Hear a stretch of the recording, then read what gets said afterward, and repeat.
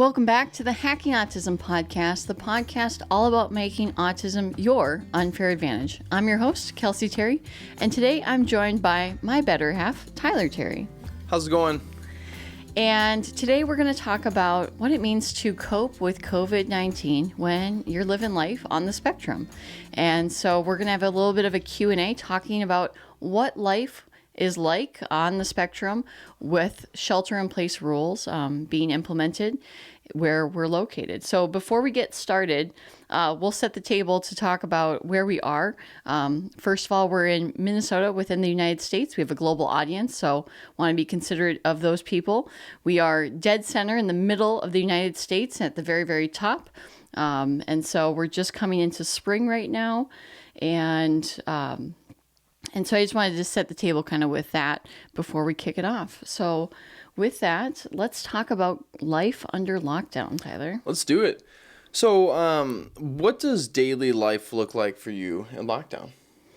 So I work at a company that has a couple hundred employees, and right now it's a software company. So we are able to work at scale remotely, which has been really a huge blessing because I know so many people are without work, and then you are working from home, kind of on and off, doing a little bit of video creation. Correct. What's it like for you?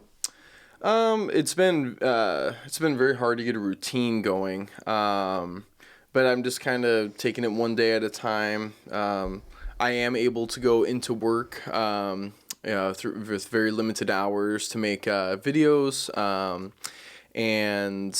And then coming home, and we've been doing a lot of Netflix and chilling, but that's kind of getting to be a little mundane. And we've been going on a lot of walks with our dogs. We have 2 dogs, and we've also been kind of dreaming about the future too, about maybe if we want to live in a warmer climate rather than in Minnesota. And yeah, that's kind of what we've been up to. Yeah, it's been a lot of, I'll start my day with meditation. I might go for a WALK with my 2 dogs. She's much more disciplined than I am. And then start the work day, take a long lunch, make sure I'm eating a healthy lunch, because I do find that the quality of my food does impact the quality of my day. So it's been a lot of farro grain bowls with spinach, raspberries, blackberries, blueberries, strawberries, with like a nice vinaigrette. So that's usually my lunch. And then we sometimes splurge with dinner. And but we always make sure to get out of the house. But we haven't been seeing our friends. Are not seeing our parents right now. Tyler's parents, one works in a clinic. Yep. And so we're cognizant of that and rethinking what Easter looks like as well. Yeah. What is today's date? The 11th of March? Yeah, so tomorrow's Easter. So just for some perspective, because this will naturally be published later. So Easter's coming up, and thinking, like, what does Easter look like when it's not wise to be with your parents that are a bit older, or your siblings that, have children that are, potentially at risk. So yeah, that's what life has looked like so far. It's been a huge shift. Instead of a 40-minute commute each way, right? My commute is 5 feet through this wall, from my bedroom to maybe this 6 office. and a half. Maybe 6. And it's been a huge muscle shift. It's building a new muscle of this idea of how do you build social in when you didn't necessarily do anything wrong. I'm not necessarily sick. I'm not sick. I didn't get laid off, but yet we are all at scale in this situation. So it's been challenging for me to just cognitively reset and say, I didn't cause myself to work at home. This is a global situation, and that's been helpful. Now, have you liked working at home? I would say I love having the opportunity to eat lunch with you and to get 80 minutes of my day, my commute back. I miss the social interactions that happen at work because I'm definitely an extrovert. So that's been a bit of a challenge to go to, having to text people or FaceTime people, or we've done Google Hangouts with friends to play board games, Jackbox TV, games online. So it's definitely forced me to think I am usually closest to people as a natural consequence of proximity. So like if we're hanging out, like that relationship happens, but I'm not great at proactively reaching out and texting, calling, doing FaceTime, because usually I've always been able to like be in someone's presence. But now with shelter in place being followed, that's like really just not possible. So it's definitely it's exposed me to a big weakness of mine when it comes to pursuing friendship proactively. So with all this time being, here at the home, we're with each other way more than, we used to be because of the situation. How do you think that's impacted our marriage? Yeah, I think it's impacted our marriage in a positive way in terms of we love to go, go, go. And we have great friends that we share together, and we have our respective friends as well. And I think it's forced us to slow down and stop and say, basically to spend that time with one another, where we would have, come home from work, eaten some dinner, and then quick go into the car to up to St. Paul or down to Lakeville to go see friends. It's forced us to say like, okay, well, that's not on the table anymore. We can't go to an art museum. We can't go to the movies tonight. And so I think it's caused us to have way more talking time because there's only so much Netflix you can watch. Yeah. And then that's challenged us to dream, one in a big way in terms of like where we'd like to live long term, potentially someplace that's not the top of the United States. And then short term in terms of you've been doing a lot of videos. And so that's something that I really enjoy, as we can see with this podcast. And so it's been great to see some of this like new overlap that I don't think would have happened if we had continued to live our life at 100 miles an hour. Agreed. And kind of shifting from us and more back to you, what's been the hardest thing with being on the spectrum in lockdown? Like, what do you think's been the most challenging thing that you've seen, having autism and just kind of being in a very confined space? I would say this is probably no surprise to any of the listeners or the viewers of this podcast. I would say the obsessive focus component, which I definitely believe is a strength, and it's like my secret autism muscle that's allowed me to succeed professionally in life. But this idea of being obsessively focused with COVID-19, watching the daily numbers come out of the deaths, of those that are infected, of those that have recovered on a state-by-state basis, country basis. And so it's been really, really hard to not go down like the wormhole of, the 18 miles you could go deep on what the cure is, how to best handle it. Should you wear a mask? Should you not? Rubber gloves or not? Should you go to the grocery store at all? Like, so there's just like that whole rabbit hole that I think anyone can go down. But I think because of a spectrum focused mind, you are really, really capable of like taking that to the nth degree. And I think that's dangerous. You should definitely be informed, but there's so much that we as a global community have no clue about this virus as of right now. We hear things about, it's really bad, it's not so bad, loss of smell for some people and taste. And so it's ever evolving. So it's not as though you could research it the way that you could World War II, where it's very definitive and you can just do that deep dive. It's ever evolving. And so I do my best to not get read in on it, and I try to get my news through like comedy sources because they're giving you an update at a high level, but they're doing it in a lighthearted way versus like we're all doomed, this is the worst thing ever, and just allowing myself to go down that hole. So do you since there's not a lot of information about it with being on the spectrum and like obsessing over it, does that cause you more fear? Absolutely, definitely. And then I think that then gets to a place, it can go to a place of sensory overload. And like I have good days and bad days of like, I crushed it. I didn't look at the news today. And there are other days where I definitely go down the click hole of Google.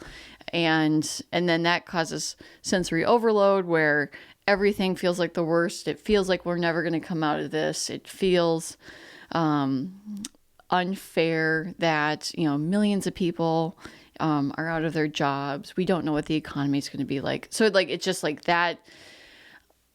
can just cause great sensory overload and being flooded, which then translates into you and I interacting and my being more short with you than normally, because it's just everything feels almost electrified because the stakes are high and there's so much that we don't know. And I think as Westerners, we love to know, we love to have an expertise. And this is just one of those situations where it's made clear that we're not in control. And it's definitely made us more proactively talk through our faith and like, what does that look like in the context of this big unknown? How do we walk in faith?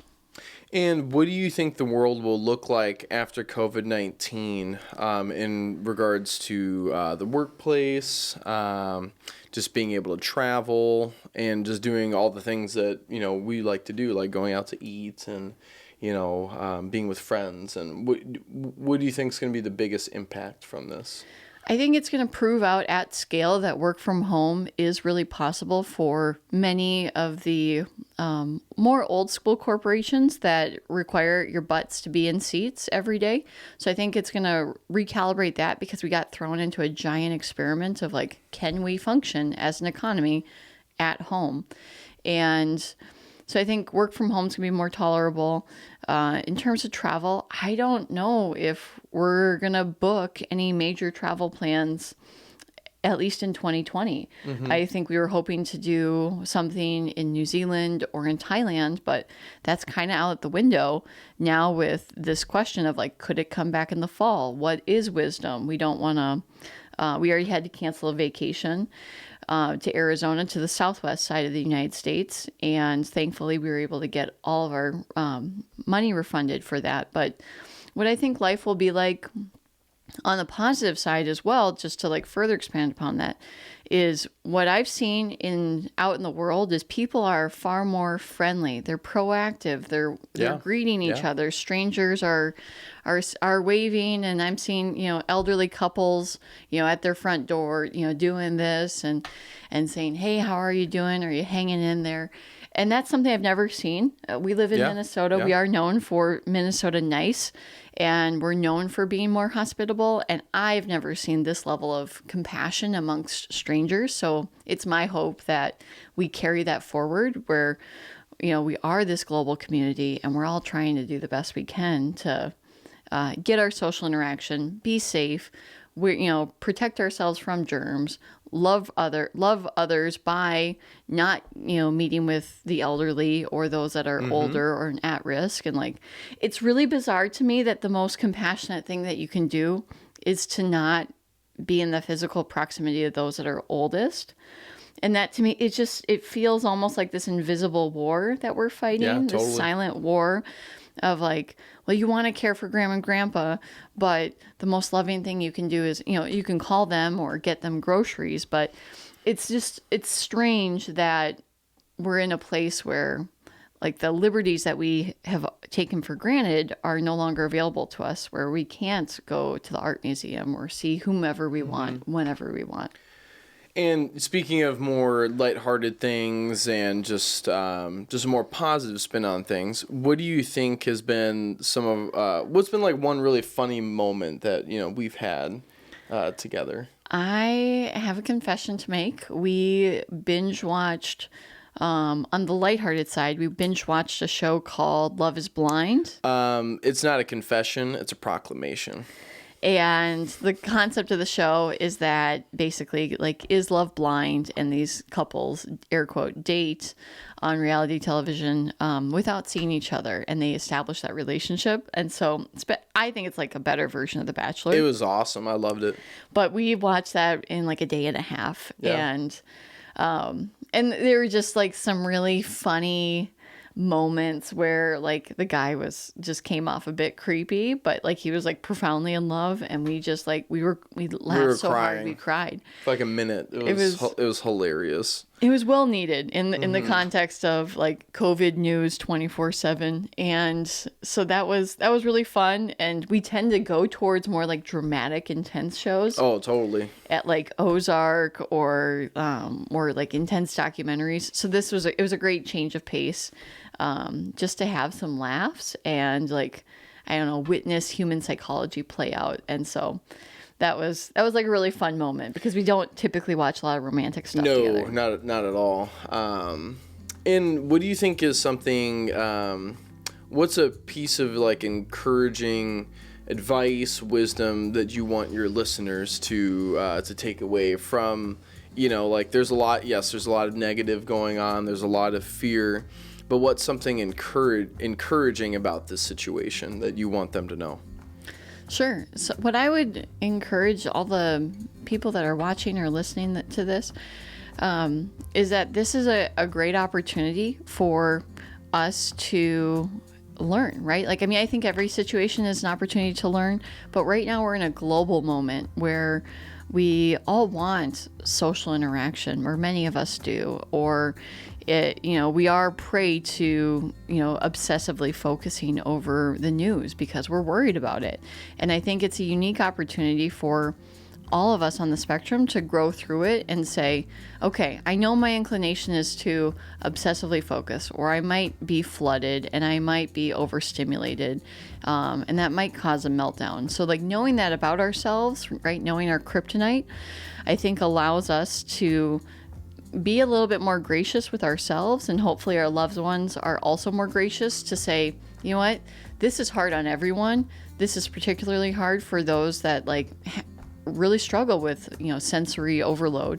And so I would encourage all those that are listening and watching to see it as an opportunity to really grow, because what other choice do we have if we're bitter and resentful towards a situation that's like, I mean, again, it's deployed at a global scale. You can either get bitter or you can get better. And so that would be my encouragement, is to take this time to pursue a new project or pursue that passion of yours of drawing or learning more about World War II or submarines, any number of topics, right? This could be a great time to do that obsessive research that's not related to COVID-19. Or it could be an opportunity to say, hey, I'm not great at reaching out to people, and no one can really be with people if we are respecting those orders. So then how could I grow in this new opportunity? So that would be my encouragement. So kind of in the same vein, what is something positive that will come from all of this? So when this is all over, hopefully sooner rather than later, when all this is over, what do you think the world's going to really take away from this? Like something super positive. Do you understand what I'm asking? Absolutely. I think if I look back at what the United States was like after 9/11 in 2001, there was, this shock and this horror. And then after that, like the shock and the horror kind of wore off in some ways, we band together as a country. We really, there was like a sense of national unity, and that was one horrible day where thousands of people died. And now what we're looking at is something that's many months, and it's a global thing. It's not isolated to your wealth. It's not isolated to your race or your location. It's really non-discriminatory, I think is the word. And so what I'm hoping for is that because this is so much bigger than a 9/11, that we as a world really come together and say we are all in the same boat, and that there would be more compassion among strangers, that there would be that sense of community that I've experienced at the grocery store or going for walks. And so that's my hope, is that we carry it forward, and that those that live in Western countries, that we would appreciate all the liberties that we have at scale, and we've never really had to give up any of those liberties, but now we are, in the name of public safety, and I think it's the right call. But I hope that we go forward really appreciating the fact that like we can go to restaurants and museums and to movies, or what summer is going to look like now that we can't have barbecues together. So my desire would be that there be a global sense of gratitude and a sense of unity. Absolutely. Well, that's it's kind of all I had. I mean, do you have any other things that are really on your heart that you want to share with your listeners? Yeah, I would just say, in summary, that we'll get through this together. And if you have a best tip or something that you've kind of unlocked as a best practice, feel free to jump on the YouTube channel if you're watching this and comment below with what's your tip been. I would love to hear what you have found as an unlock to get through this time so that we can share that knowledge and get better together. With that, I'm going to wrap up our time. Thank you, Tyler, for asking all the great questions. No problem.